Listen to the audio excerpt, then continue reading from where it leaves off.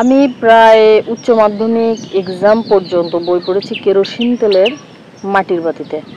এটা গ্রাম অঞ্চলে চলতো তখন, আর আমাদের বাড়ি ইলেকট্রিসিটি ছিল না। এটা কোনো মানে অতীতের গল্প বা খুব ভালো রেজাল্ট করছি এইভাবে ওইভাবে সেরকম কিছুই না। জাস্ট এটা আমাদের একটা ঐতিহ্য ছিল তখন। আর তখন গ্রামের মানুষ একটা কথা বলতো যে ফড়িংয়ের পিছনে তেল হলে বাতিতে পুড়ে মরে, অর্থাৎ বাতির আলো জ্বালাতেই ওই আলোর কাছে বিভিন্ন প্রকার পোকা এসে উড়াউড়ি করতো। ওই আলোর উপর যখনই পড়তো তখন সে পুড়ে মারা যেত। তখন গ্রামের লোক এটা বলতো যে পিছনে তেল হয়েছে অনেক, এই কারণেই লাফালাফি করে মারা গেছে। তো তেলের যে তখন বুঝতাম না বিষয়টা, এখন বুঝি।